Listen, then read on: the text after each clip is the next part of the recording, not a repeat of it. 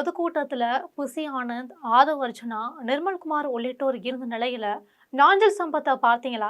நட்டாற்றுல விடுபட்டு விட்டாரு. ஈரோடு மாவட்டம் பெருந்துறை சாலையில விஜயமங்கலம் பகுதியில் உள்ள சரளையில் தவேக பொதுக்கூட்டம் நடந்துச்சு.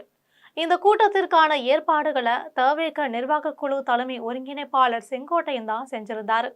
இந்த கூட்டத்திற்காக சென்னையில இருந்து தனி விமானத்துல காலை 10 மணிக்கு கோவை விமான நிலையம் வந்தாரு விஜய். பின்னர் அங்கிருந்து கார் மூலம் நேரா விஜயமங்கலம் பொதுக்கூட்ட மைதானத்துக்கே வந்தாரு. அவருக்கு வழிநடையிலும் உற்சாக வரவேற்பு அளிக்கப்பட்டுச்சு. விஜயின் பிரச்சார வாகனத்தை இருசக்கர வாகனத்தில் தொண்டர்கள் துரத்திட்டு வந்தாங்க. இந்த கூட்டத்துல செங்கோட்டையன் பேசுகையில, பெரியார் பிறந்த மண்ணிற்கு விஜய் வருகை தந்திருக்காரு. ரூபாய் 500 கோடி வருமானத்தை உதறிவிட்டு மக்களுக்காக அரசியலுக்கு வந்திருக்காரு. வரலாறு படைக்க பெருந்திரளாக கூட்டம் கூடியிருக்கு. இதற்கு முன் புரட்சி தலைவரை பார்த்தேன், இன்றைக்கு புரட்சி தளபதி விஜயை காண்கிறேன்னு தெரிவிச்சிருக்காரு. அதுபோல ஆதவ் அர்ஜுனா, நிர்மல்குமார், புசி ஆனந்த் உள்ளிட்டோர்லாம் பேசியிருந்தாங்க. ஆனால் இந்த கூட்டத்துல நாஞ்சில் சம்பத்தை காணோம். சரி, அவர் விஜய்க்கு முன்பு பேசுவார் என எதிர்பார்க்கப்பட்டுச்சு. ஆனால் அப்போது புசி ஆனந்த் பேசியதும் விஜய் வந்துட்டாரு.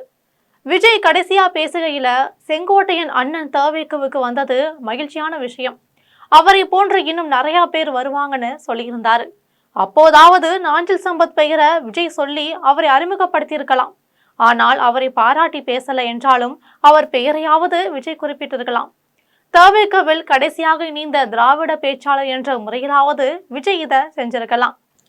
ஆனால் அவர் பெயரை கூட விஜய் குறிப்பிடல.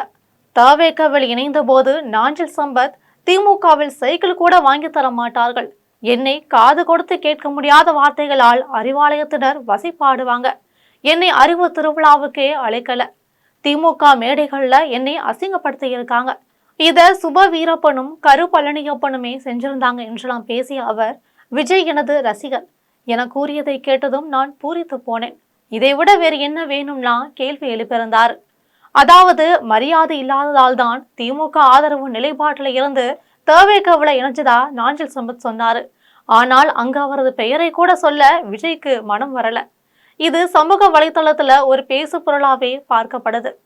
செங்கோட்டையன் இணைந்த போது ட்விட்டரில் அவரை பற்றி பெருமையாக பேசி வீடியோ போட்டாரு விஜய்.